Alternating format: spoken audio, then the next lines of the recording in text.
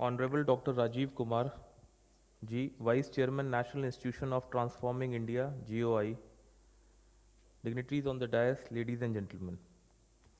With due mutual enrichment for last 2 days on pertinent issues of disaster resilient infrastructure, we are now into closing ceremony of this international workshop.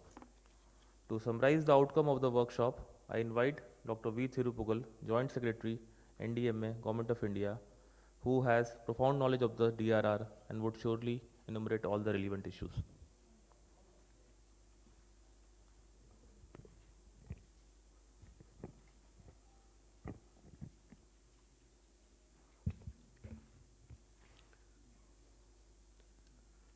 Talking about disaster resilient infrastructure is not easy. But listening to people speak about disaster resilient infrastructure for 2 continuous days, non-stop, is more difficult than speaking. Listening is the most difficult skill to develop because there is no exercise for the ears. You can exercise your hands, legs, rest of the body. For eyes, you can do these Bates exercises, but you can't exercise your ears. But with my experience, I have learned that if one is asked to present the proceedings of a workshop or a conference on a continuous basis, listening skills do develop. So I thank Kamal for giving this opportunity to me, despite my protesting many times. Non-stop listening to 70 speakers and 50 PowerPoint presentations, a great exercise for the ears. Not only that, my listening skills improved, but also I have built resilience to PowerPoint presentations. Resilience is the latest buzzword in international development. Buzzword from Silicon Valley to TED Talks. We talk about resilient nations, resilient human beings, resilient schools, and what have you. Organizations are forced to squeeze the word resilience into their mission statements. Fund seekers are forced to introduce the word resilience in their funding proposals. There is something called an international jargon detector. There is a tool, a software. If you run the tool and analyze many documents, proposals, literature related to development, one can trace how jargons have developed over a period of 20-25 years. Social capital, empowerment, sustainable, community participation, good governance, capacity building, rights-based, social inclusion, and now it is resilience. These jargons come with a built-in expiry date. They will survive for 2-3 years. There is need then to invent new jargons without ever achieving the objective of any jargon whatsoever. But we do not want this word resilience to be an empty jargon. One critical article talks about the profound emptiness of resilience. Unless we act on it, resilience would become a profoundly empty word. So this 2-day workshop was all about making resilience a reality, but not an empty jargon.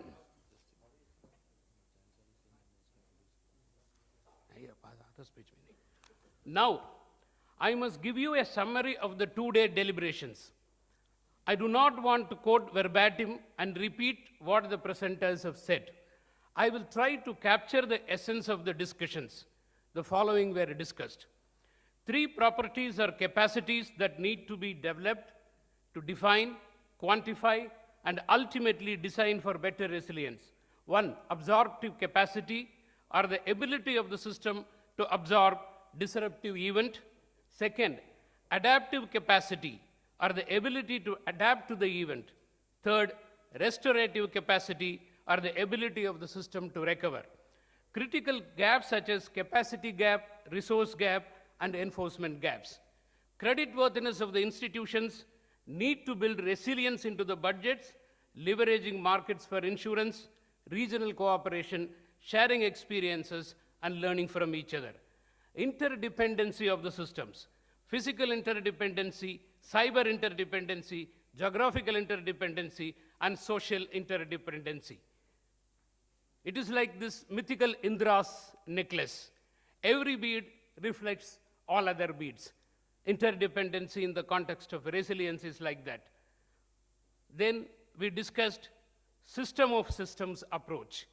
For those who wonder what this system of systems is a collection of task-oriented or dedicated systems that pool the resources and capabilities together to create a new, more complex system which offers more functionality and performance than simply the sum of the constituent systems.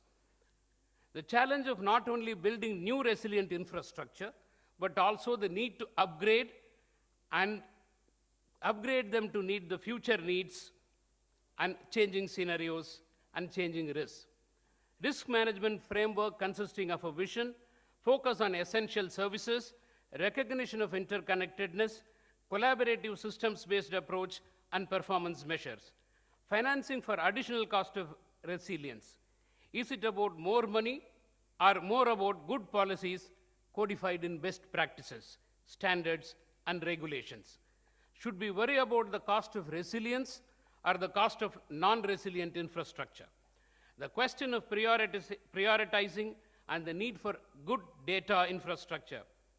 Infrastructure is not just spending more, but investing wisely. Data need to decide where to invest, how much, and when to invest. The need for risk-informed planning, risk assessments, development of scenarios and modeling for risk assessments, loss exceedance curves, risk layers, risk appetite, acceptable risk, and residual risk.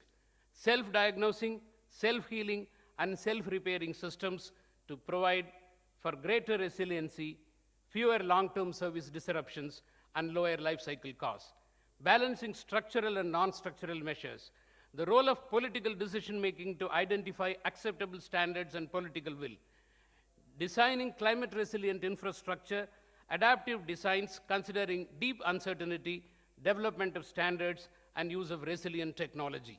The problem of aging infrastructure and using life cycle concept instead of time-invariant design criteria, and the need for research based on life cycle performance approach.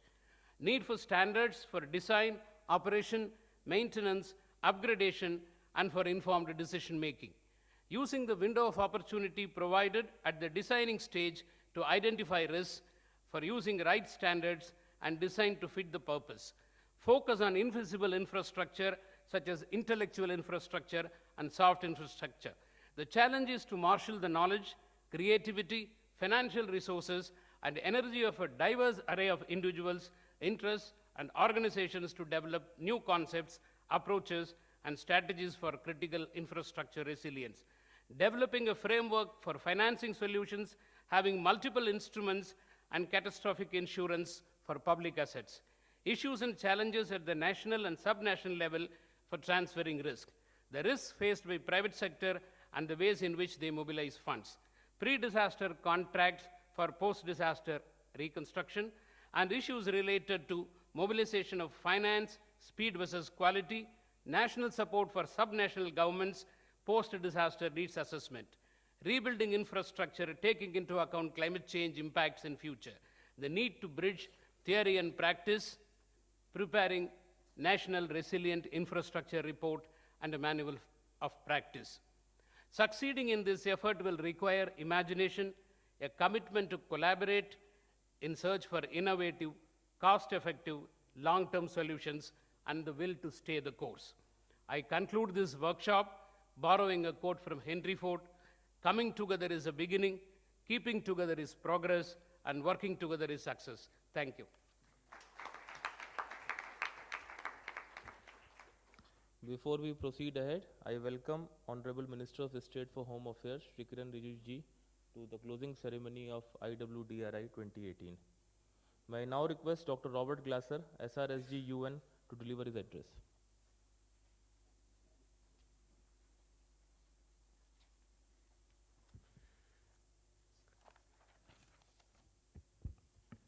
Mr. Kirin Rijiju, State Minister for Home Affairs and IWDRI Regional Disaster Risk Reduction Champion. Mr. Rajiv Kumar, Vice Chairman, NITI Ayog. Mr. P.K. Mishra, Additional Principal Secretary to the Prime Minister. Mr. Bipin Malik, Additional Secretary, Ministry of Home Affairs. Members of National Disaster Management Authority, Mr. R.K. Jain and Mr. Kamal Kishore. Distinguished representatives of the host government and different countries, colleagues from the UN and international organizations, scientific and tech. This could take actually the whole closing ceremony, but this is a formal session, and there's a term that we use in the UN that says all protocols observed, which it is acceptable to say in the meantime. But I did want to mention these names in particular who have played such a key role, not just in this meeting, not just in India's leadership on this issue, but also in the area of disaster risk more generally. So colleagues, thank you, and ladies and gentlemen, welcome. And it has been a real pleasure and honor attending the 2 days of this international workshop on disaster resilient infrastructure. I wish I could have been more present in more of the sessions. This is really an important contribution to achieving both the SDGs and the Sendai framework targets in general, and of course for the vision of resilient infrastructure in particular. This is also a crucial step towards realizing Prime Minister Modi's 10-point agenda that he so eloquently outlined at the 2016 Asian Ministerial Conference on Disaster Risk Reduction here in New Delhi. During these 2 days, we've explored numerous dimensions of this issue, of the issue of building resilient infrastructure, including the enormous opportunities and, of course, challenges as well. The UN Secretary General Antonio Guterres has placed the centrality of prevention, the prevention agenda, very high on the list of priorities as a core mission, of course, for the UN, but for proposing that to be a core effort for the international community as well. And of course, this is fundamentally the purpose of the Sendai framework. It is to prevent further loss of life, economic losses from these hazards that strike. In the next 15 years, global investment in infrastructure, as we've heard, there have been so many different figures quoted on the costs of additional investment in infrastructure. They are in the trillions of dollars, of course, even trillions of dollars per year. And of course, each year, the world is expected to lose something like on the order of 400, again, these are probably wild underestimates, over $400 billion a year in disaster losses in the built environment alone. We know that losses such as these are preventable through appropriate disaster risk management strategies, and developing resilient infrastructure is a very practical way to ensure that that prevention agenda is implemented.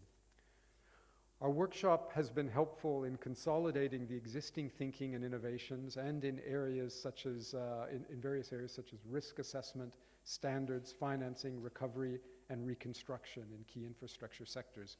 I think that wonderful summary provided at the outset of this closing ceremony also highlights the fact that this workshop, and some of the colleagues, our colleagues in the audience emphasized this point to me a moment ago, that this workshop has been unusual in the sense that it has perspectives being provided from very different communities.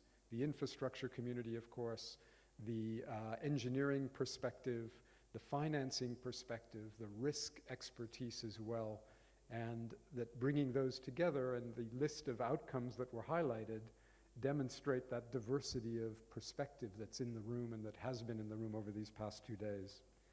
We've also managed to touch on several issues, including the creditworthiness, as was mentioned, of institutions and cities, risks and resilient metrics, risk-sensitive infrastructure budgeting and insurance.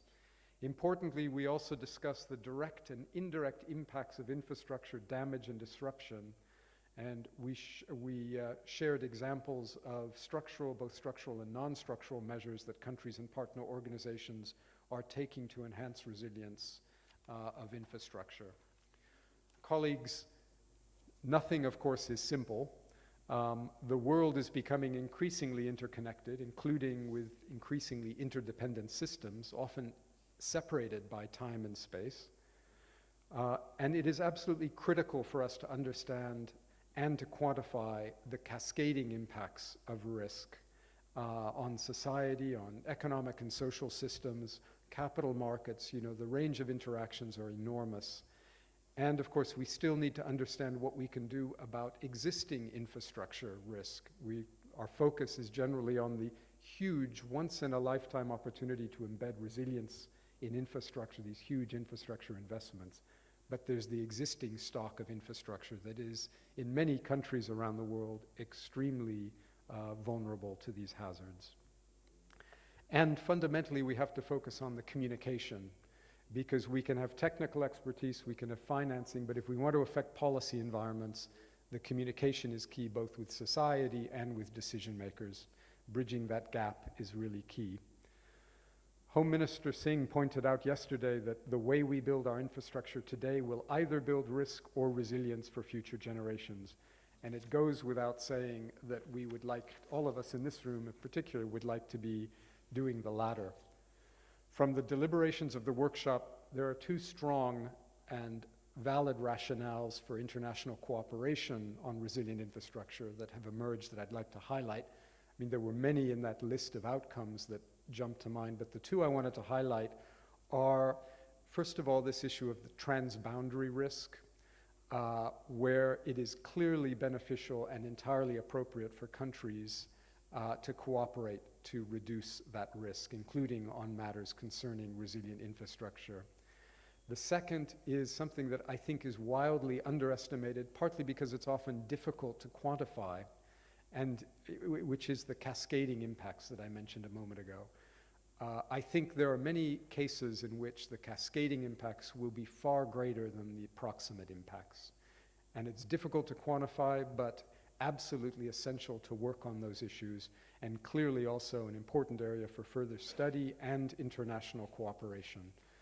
As I said, there are many others that were actually apparent in the list of outcomes that we heard a moment ago, but these are two that I wanted to highlight. The convening of this workshop, your participation, this broad international and sectoral participation in it, and of course the leadership reflected, including by the presence here today of our distinguished colleagues from the Government of India, really demonstrates that there is strong political commitment to building resilient infrastructure, and including the formulation of a coalition potentially around building further resilient infrastructure. And so this is something we will want to follow up on. I'd like to once again express my deep appreciation to the Government of India for this initiative, and my personal thanks to Mr. Kiran Rijiju, again, our regional disaster risk reduction champion, to take this agenda forward, and through him to all our colleagues from the Ministry of Home Affairs and the National Disaster Management Authority as well, for the work they're doing on a daily basis, but also, of course, for their support for the initiatives and leadership to move us forward, not just in India, not just regionally, but globally. We at UNISDR are fully committed to building the resilience of nations and communities to disasters, and we see this initiative on resilient infrastructure as a key means to achieving this mutually shared goal. We're very happy to support this initiative. I want to thank each of you for your participation at this meeting and your commitment to an issue which is, of course, again, always important not to lose sight of this. This is about saving lives. It's about preventing the waste of billions of dollars of money, resources, that could be spent on urgent development priorities, on economic development, on poverty reduction and the like. So thank you very much for your commitment. We look forward to engaging on this agenda with you further down the road, and for those of you traveling home, safe travels. Thank you.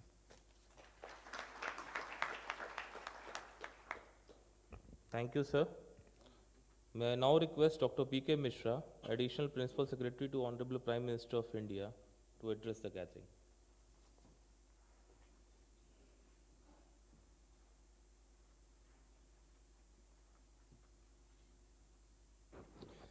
Dr. Rajiv Kumar, Vice Chairman Niti Ayog, Sri Kiran Rijiju, Minister of State, Union Home Ministry, my colleagues on the dais, distinguished participants. I think after such a long discussion and last 2 days deliberations by you, I would not like to say much, and particularly because you had a very interesting summary report of the outcomes of the conference by Sri Thirufugal from NDMA. And secondly, though briefly, first time in the valedictory, we will have a chance to listen to two of the distinguished guests on this occasion. Dr. Rajiv Kumar is the Vice Chairman Niti Ayog. Niti means NITI, National Institution for Transforming India. Earlier there was, for many years since independence, Planning Commission, which has been abolished and a new institution has been created. He is the Vice Chairman and the Prime Minister is the Chairman. So Niti Ayog is basically a policy analytical organization, analysis of policy, even implementation also. And Mr. Kiran Rijiju, of course, is known to most of you. He has been taking a lot of interest in disaster management. So, and particularly after Thirufugal gave a detailed summary, and Mr. Robert Glasser also has already outlined what was the objective, what were deliberated, and what should be the next step or way forward. So I don't have to say much. I would like to say that Thiru mentioned that he mentioned many concept ideas, and he said ki each one has a shelf life, or I think he said expiry date, I think. But Thiru and I, we worked together in 2000, after the 2001 earthquake for about more than 3.5, 4 years, overseeing the entire process of reconstruction and rebuilding of the infrastructure. And those days also he was as enlightened and illuminating and that he has been. So I don't think, so far as his illuminating approach is concerned, there is any expiry date. And I think it is improving day by day. So I must compliment his very interesting summary. All that I would like to say that during the last 2 days, all of you have deliberated extensively, and the focus has been on knowledge management, capacity building, and also how to build disaster resilient infrastructure. And I'm glad to know that the focus has been more on the operational and practical aspect, and that is what we would like to do. And as I mentioned in the inaugural session, the Government of India is committed to this disaster resilient infrastructure focus and prepared to interact and cooperate with other countries. The very fact that the Union Home Minister was in the inaugural session, and now we have the Honorable Minister of State and also the Vice Chairman Niti Ayog, it shows Government of India's commitment. And I must express my compliments and gratefulness to all of you, and particularly after 2 long days, even at this time when it is evening, late evening also, so many participants, most of you are here. Normally it doesn't happen in any conference because on the last day at least 30, 40 people go away. So this shows the commitment all of you have. And I'm sure that in the days to come, we'll be able to interact more, able to go ahead with the follow-up action on whatever has been the outcomes of this conference. And I wish you all the best once again.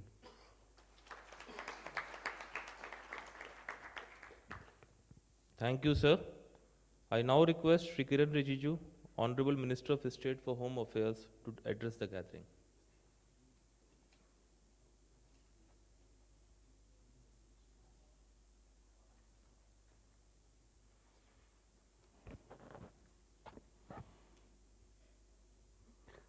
Dr. Rajiv Kumarji, the Vice Chairman of the Niti Aayog, Excellency the Minister from Nigeria, who is sitting with us, Dr. P.K. Mishra, Additional Principal Secretary to the Prime Minister, and the members of the NDMA, R.K. Jainji, Kamalji, Dian Sharmaji, and General Marwaji, our Additional Secretary in the Home Ministry, senior officials, the distinguished participants from various countries, representatives of the central and state governments, the colleagues from the private sector, friends from media, and ladies and gentlemen. I'm very delighted to be part of this wonderful, the concluding session of a wonderful 2 days workshop which you had witnessed, and the summary report also been briefed here. And as always, it's a matter of great pride for me to have this kind of important gathering here in India. And as you all know very well, that government of India is very committed to the efforts which has been endorsed by the world gathering which we had in Sendai, and the Sendai Declaration for Disaster Risk Reduction has been taken into our stride, led by our Honorable Prime Minister Narendra Modi ji.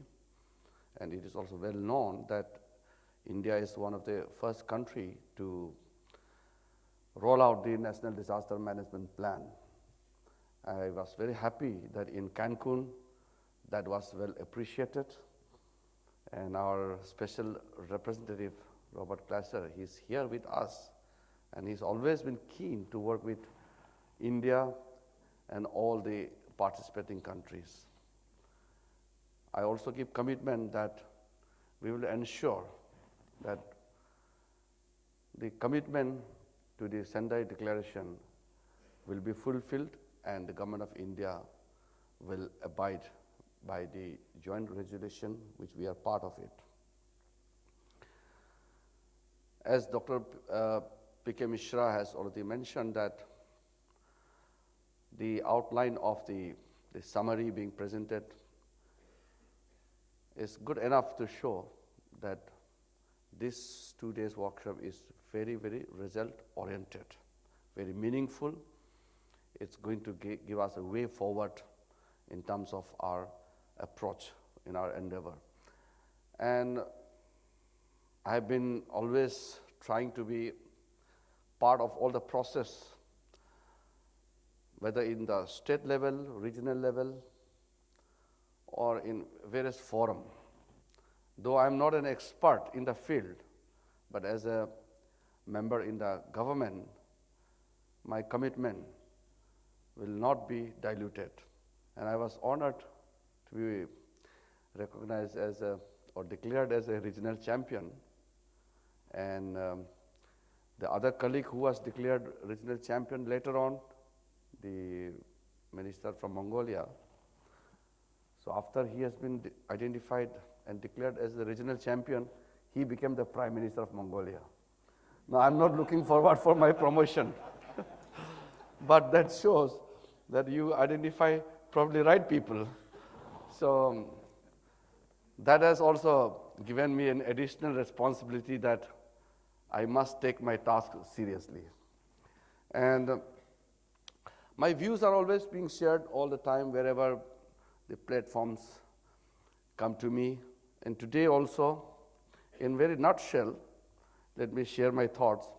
Firstly, we must recognize that when infrastructure fails in disaster, it affects everybody, but the harshest impact is always on the vulnerable section of the society, the marginalized people.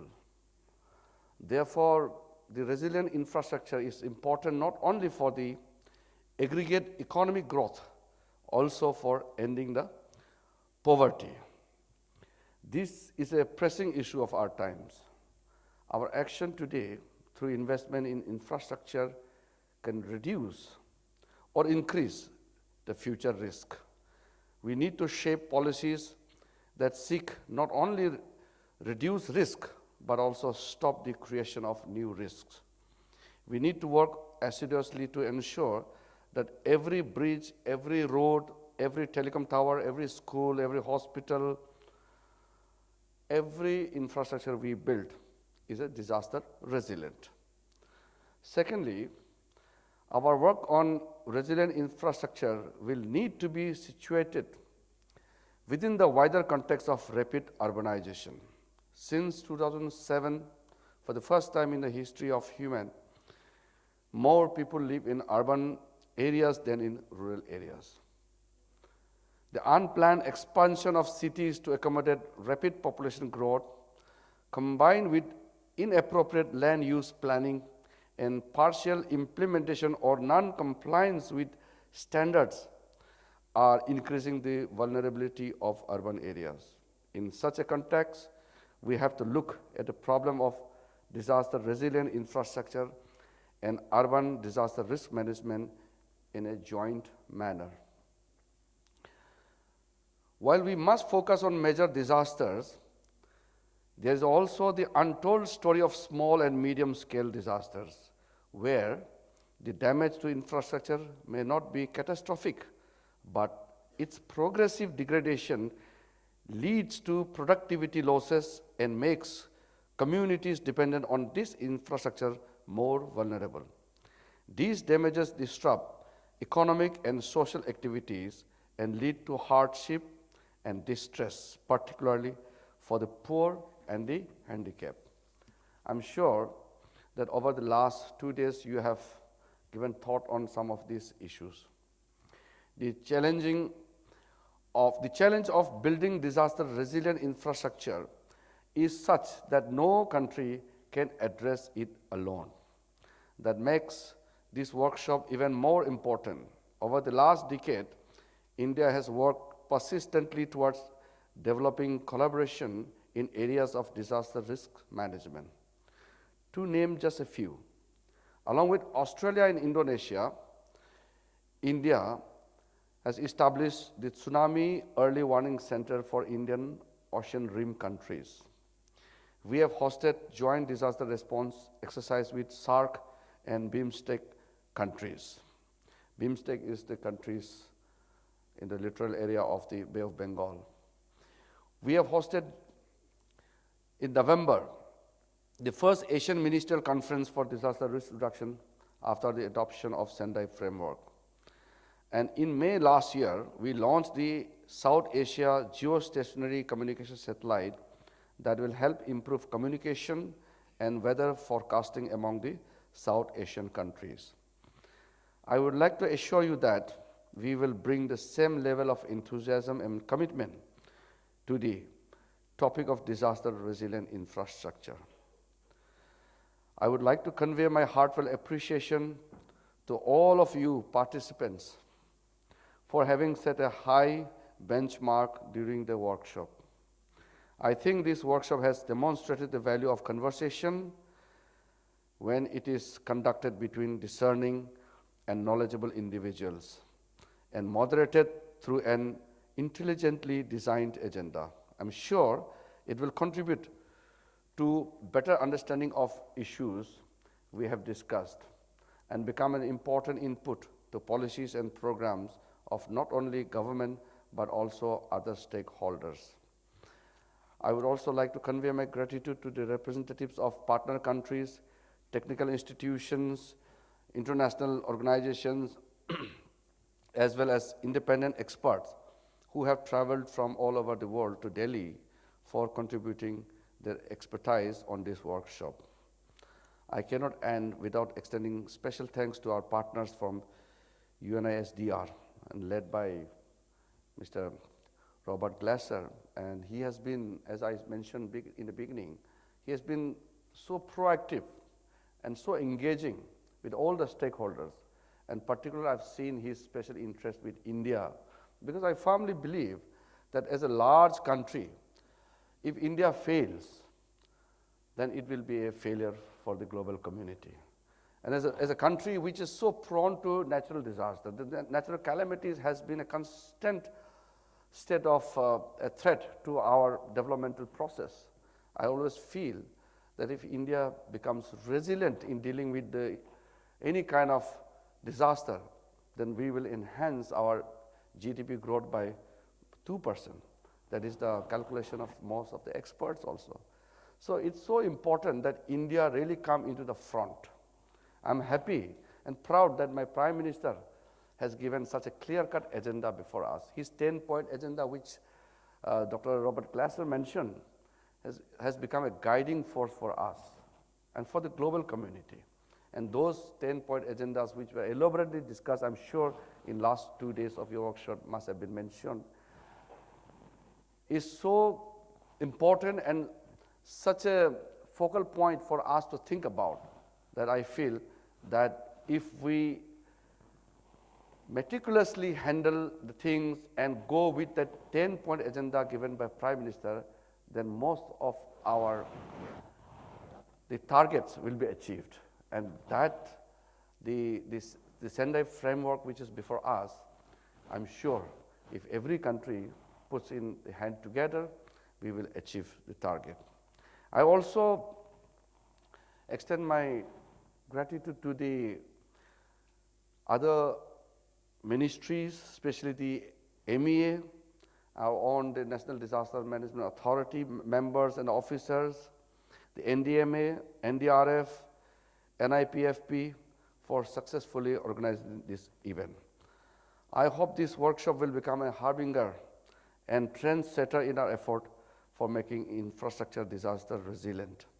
And I'm happy that yesterday when we met in the dinner time, most of you had turned up. I had a fruitful discussion with the colleague minister from Nigeria and many of you from different countries. I'm happy that you all have given your heart out here, and I hope you had enjoyed your stay in Delhi. And India is a large country.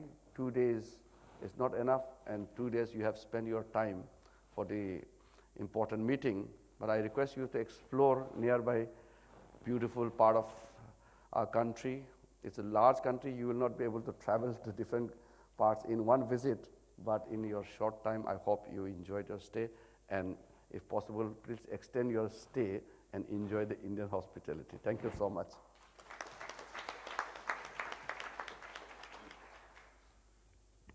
Thank you, sir. I now invite Dr. Rajiv Kumar, Honorable Vice Chairman, National Institution of Transforming India, to deliver the valedictory address.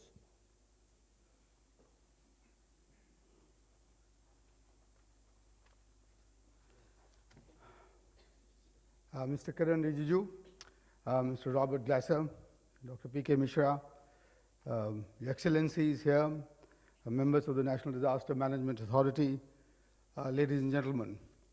I really feel honored to have been invited to this valedictory session, simply because it gives us another opportunity, another chance to convey to you and to convey to you very strongly the commitment of the Government of India and the Prime Minister to the disaster management efforts, and to show that we are actually committed to the 10-point agenda that he has rolled out, and also because it has given me wonderful opportunity to learn from this outstanding summary, where also, you know, where by the, and I'm afraid I can only say Thiru, you know, that summary that you gave, because I really got an encapsulated version of all that has happened, all the outstanding things that have happened in the last 2 days, including the 70 speakers and the 60 PPTs. And I can assure him that in the Indian system of yoga, there is this exercise for improving hearing abilities. and I'll lead him to that, because my yoga teacher in the morning helps me to do that, and it really works.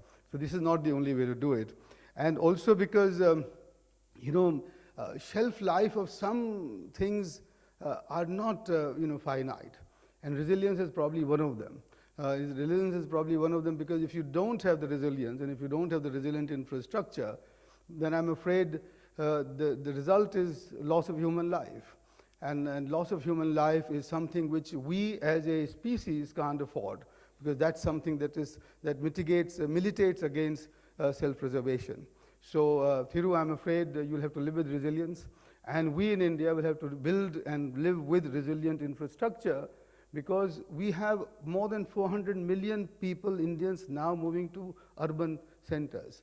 And this is the huge call, that if we actually permit now, if we lose this opportunity to build structures which will save these lives, because otherwise we will get this completely unplanned urbanization, which will not lead just to infrastructure disasters, but also disasters of other humankind, which is epidemics, or which is traffic, etc., and pollution. So disaster, here is, ladies and gentlemen, in India, a great opportunity, and this is why I think the Prime Minister's appeal is so well timed. It's far more relevant for us in the country itself than for internationally, and I'm sure it's also relevant internationally. And for me, the consciousness came when I spent 9 years in Manila, and having spent those 9 years in Manila and worked in the Asian Development Bank, where the building itself was made to be earthquake proof, and the foundations had those rubber things between in the columns, etc.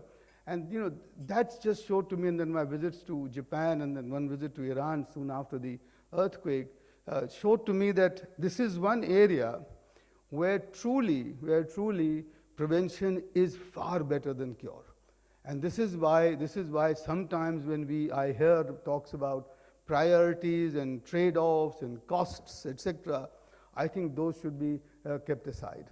And I think this is where we need to be very clear in our minds that there is no such thing as a priority which doesn't put human lives and disaster prevention right on top. And this is something which NDMA, I'm sure, will be very busy doing with, because unfortunately for me, I notice in our country, the disaster consciousness is a very fleeting concept. It's something which comes and goes, and people with whom I meet, the ordinary people who live in the slums or in very posh buildings, everybody, and especially those who approve building plans in our country, I'm sure, I am afraid, are not imbued with disaster consciousness to the level that they should be. And I really do look forward to working with NDMA from the Niti Aayog, because that is something that we can do, because Niti Aayog has got two principal responsibilities.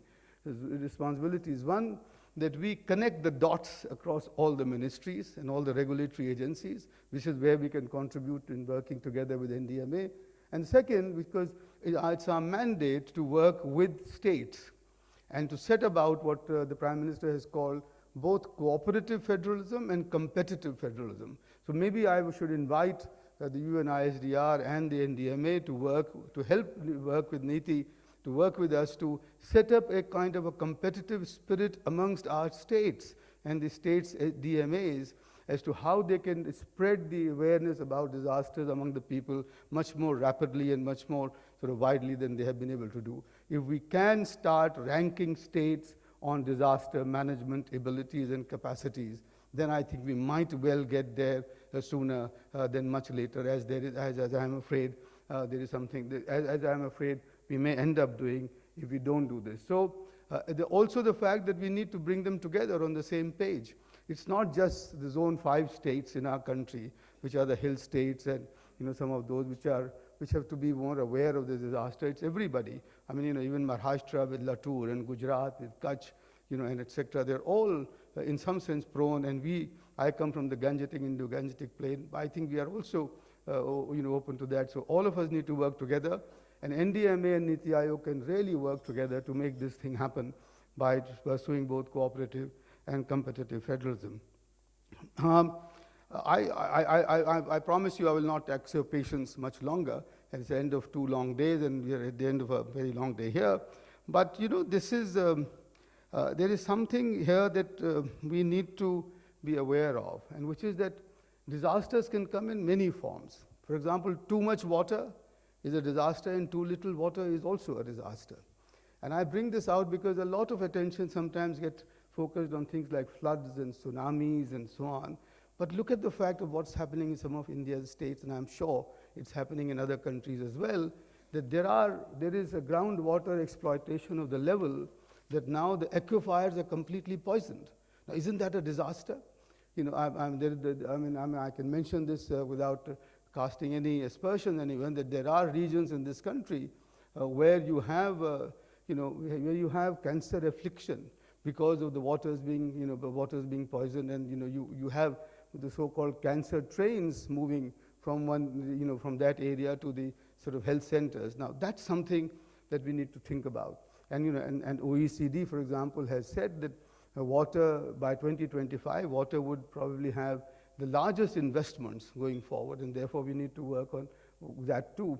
Now, here I want to bring to the fore the fact that there are human practices and there are behaviors that need to be changed to prevent this, which is why I brought this example about water, too much and too little water, both being a disaster. Too much traffic and perhaps areas which can't afford any traffic are both sort of disasters from human point of view. So can we agree that one of the principal agendas on the future international coalition for disaster management that we are thinking about, and which the Prime Minister has talked about, could be to spread much more rapidly and with much greater vigor the consciousness about different forms of disaster. I think that's the first agenda. And the second, of course, which again I bring to, I notice that NITI offer, is to build capacities for disaster management. I think they're not enough. And these will have to go down to the municipality levels, which is the third level of our government. So it is, can we devise an agenda where we take this conversation down to the ground levels, to the third level of our governments, to the local government level, because that's where the rubber hits the ground. And I think, therefore, that in the next sort of incarnation that this workshop has, we would have had a series of mini workshops at the ground level, at the level of the municipalities, the state government, the district authorities, and then bring that experience, bring those lessons to a high level workshop like that. My last comment, ladies and gentlemen, is that we in NITI have launched very recently a very ambitious program of trying to bring the 115 most backward districts in this country to the sort of national average, to bring about greater convergence. And I think it will be a great idea for us to work together with NDMA to build a disaster-proof urbanization in those districts, because if we can do it there, then of course they can be the beacon of hope for the rest of the country and the rest of the districts. Thank you very much for this opportunity. I wish all the very best to you for your future endeavors, and look forward to working with you once again. Thanks a lot. Thank you, sir. Before we officially close IWDRI 2018, I invite Ms. Nagma to propose the vote of thanks.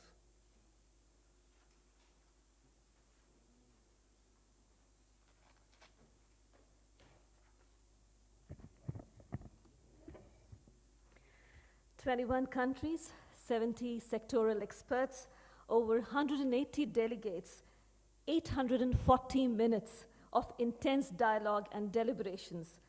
That was what this two-day workshop did in a move to plan, strategize, and prepare for a more risk-resilient world. Honorable dignitaries on the dais, country delegations, stakeholders, ladies and gentlemen, a very good evening. On behalf of the National Disaster Management Authority, it is indeed my proud privilege to present the vote of thanks on this very significant milestone event as we together initiate the journey for making our countries and our communities more risk-informed, risk-sensitive, and risk-resilient. I take this opportunity to thank our Honorable Prime Minister of India, Shri Narendra Modi ji, for his vision for a more resilient world as articulated in his 10-point agenda, which certainly has laid down the framework for this initiative, collaboration and cooperation on disaster-resilient infrastructure. I extend my deep sense of gratitude to our Honorable Union Home Minister of India, Shri Rajnath Singh Ji, for gracing the opening ceremony and also for his continued guidance and support to disaster mitigation efforts in the country. I extend our heartfelt thanks to Dr. Rajiv Kumar, Honorable Vice Chairman Niti Aayog, for gracing the closing ceremony today and for his kind insights. Thank you so much, sir. I take this opportunity to thank our Honorable Union Minister of State for Home Affairs, Shri Kiran Rijiju, for gracing the closing ceremony today. As you all are aware that Shri Rijiju is the Asia champion for DRR. Sir, we continue to get benefited always with your guidance as you go and march forward championing the cause of disaster risk reduction, both at the country, regional, and global level. I wish to thank the Honorable Minister of State for Power, Works and Housing, Government of Nigeria, Shri Suleiman Hassanji. Thank you, sir, for your gracious presence and participation at this workshop. I would like to profusely thank Dr. P.K. Mishra ji, Additional Principal Secretary to the Honorable Prime Minister for gracing the opening and closing ceremonies, as well as continuously guiding us through and through in all the disaster management efforts in the country. Sir, you continue to be our guiding force in all the DM initiatives in the country. Thank you so much, sir. We wish to extend our warmest thanks to Dr. Robert Glasser, Special Representative of the Secretary General for DRR, UN, and all the team members at IWDRI for all the support and collaboration for the workshop. Ms. Loretta, Dr. Animesh, Mr. Jiradesh, thank you so much.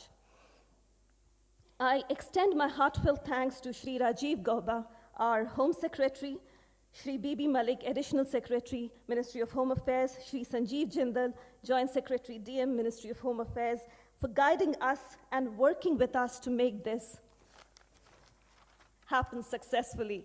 Thank you, Jindal sir, and the entire team, Shri Gautam Ghosh ji, Surendra Thakur ji, Kasana ji, and Ms. Garima. Thank you so much.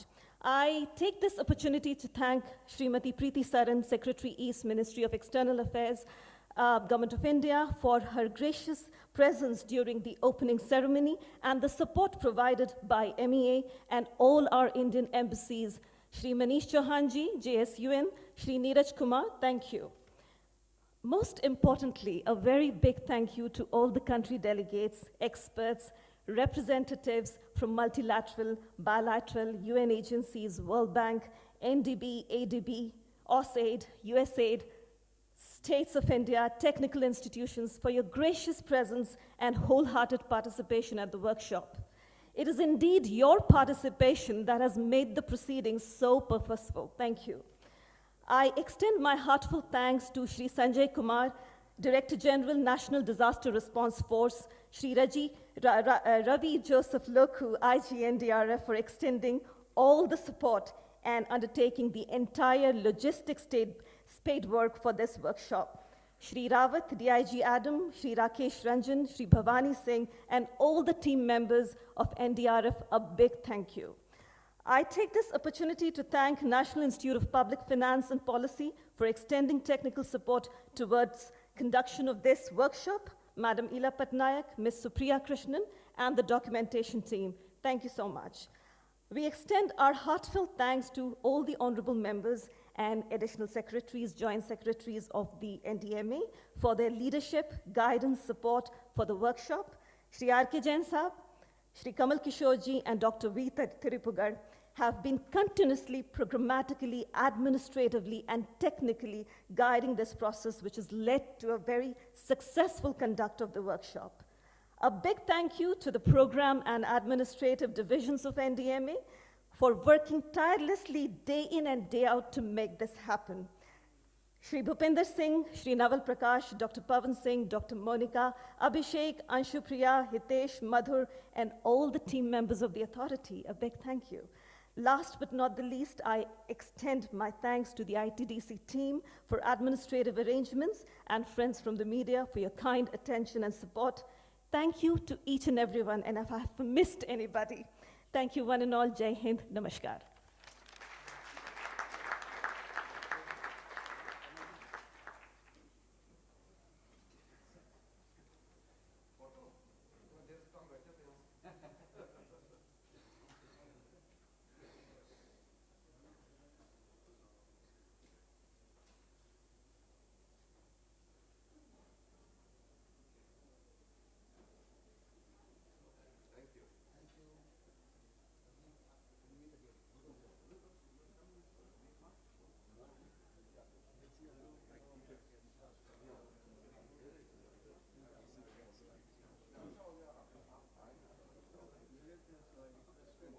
Oh, it's wonderful. Thank you. You're leaving tonight for Geneva. All right. All the best. Safe journey. And yeah, hope to see you soon again. It's good that our this, the person who plans